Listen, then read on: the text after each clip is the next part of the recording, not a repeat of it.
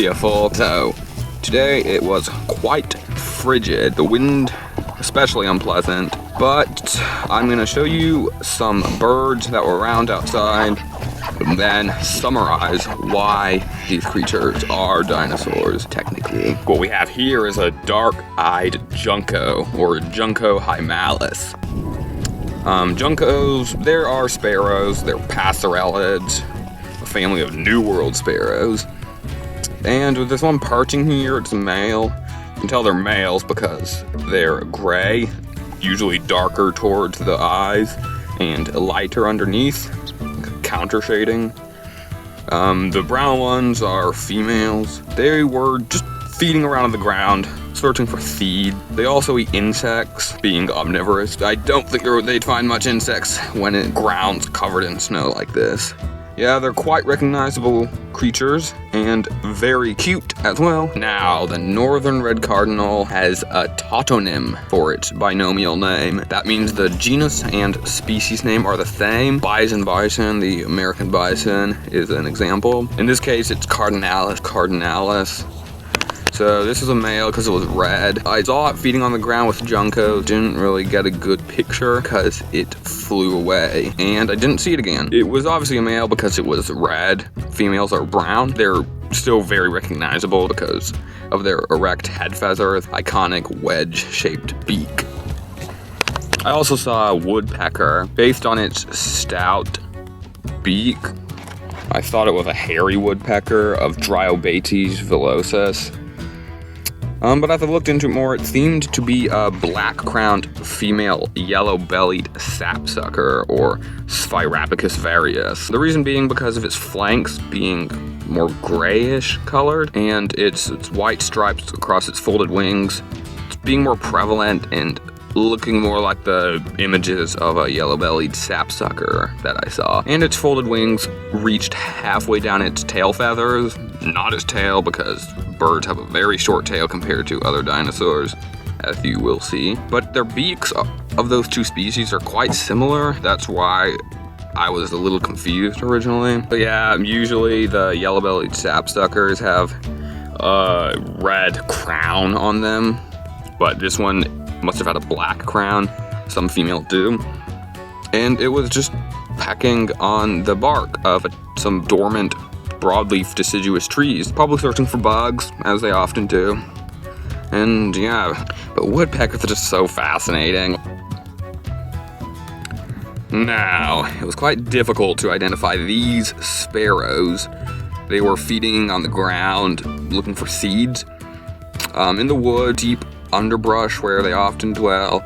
Pretty sure they're a white-throated sparrow of Zonotrichia albicollis. Thought they could have been a song sparrow, Milospizo melodia, but there doesn't seem to be any other type of sparrow that matches their description from the region I live in at this time of year. So white-throated sparrows are, of course, closely related to the Juncos from earlier, and they dwell in the eastern United States, sometimes out west for migration and breeding purposes, but mainly in the east, and they live in bush areas for protection of cats. Hunt them, and so do many other predators. Now, I didn't see the iconic yellow spots on their faces. The tan-striped varieties can be a little less inked. Their songs are quite distinct, nice to hear, and they like to eat fresh buds.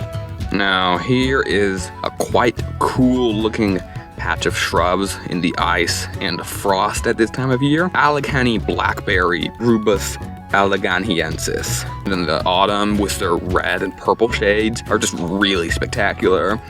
And over here is the blackjack oak, or Quercus marylandica. Their leaves are quite iconic, T-shaped. They actually hold on to their leaves during winter, but they do change color. Somewhat interesting when they're covered in frost and ice like this. What I'm showing is that to see some incredible creatures, you only have to look at your backyard, and you'll see birds like these, ants growing and fighting their own struggles. All of these species that you're seeing all have their own story that we'll probably never know. They know their story.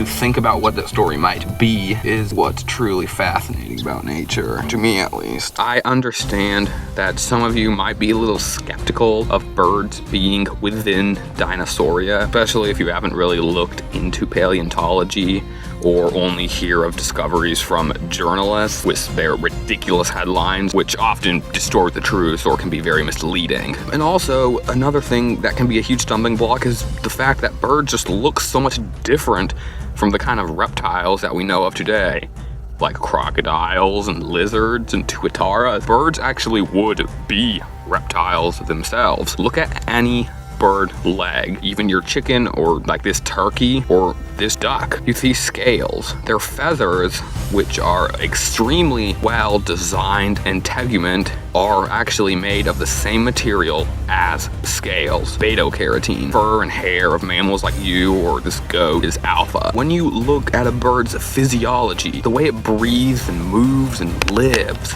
and then look at fossil record non-bird dinosaurs like Archaeopteryx or Microraptor, you see just so many similarities, and we know that dinosaurs are reptiles. Velociraptor, we have discovered, had feathers. We haven't found the feather material itself because the desert environment in which Velociraptor lived was not optimal for that sort of preservation, but we have quill knobs, which are knobs in its ulna, which is the forebone of its front limbs, part of its wing. They are where the feathers would have attached. It would have used these feathers like an ostrich does today to help it stay stable while turning quickly in motion, perhaps when hunting prey. We have also found direct evidence of feathers in huge raptors like Dakotaraptor. It's almost the size of a Utah raptor, which are the largest raptors out there that we know of. So aerobatic. There are some raptors that we have found clearly visible feathers of in the fossil record. For example, those from the Yizhian Formation, northwestern China. This is Microraptor, 4 fully feathered wings that it used for a minor sort of flying, not gliding, a little more powerful than that. It is a raptor, a dromaeosaur, like Velociraptor. You can see that in its distinctive sickle claws. And when we look at bird anatomy, we see many similarities between them and other theropod dinosaurs. For example, pneumatic hollow bones, where air passages would have gone through part of its breathing system.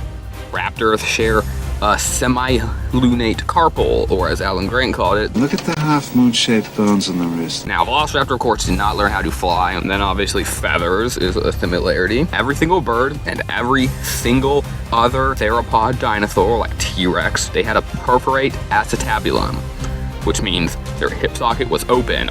All you have to do is look at a chicken skeleton to see that the hip socket is fully open, rather than closed like in our pelvis. I could go on for much longer, but I'm gonna stop it here. If you're interested, check out the links in the description. They should give you a better idea of why birds are dinosaurs. They are very, very derived dinosaurs. They are unique. They have features that other dinosaurs just don't have. The kind of coloration in their feathers, some of their lifestyles, ecology, their beaks. They're just things that we don't see in other dinosaurs. But there are features that they share. So yes, birds are dinosaurs, just very strange ones.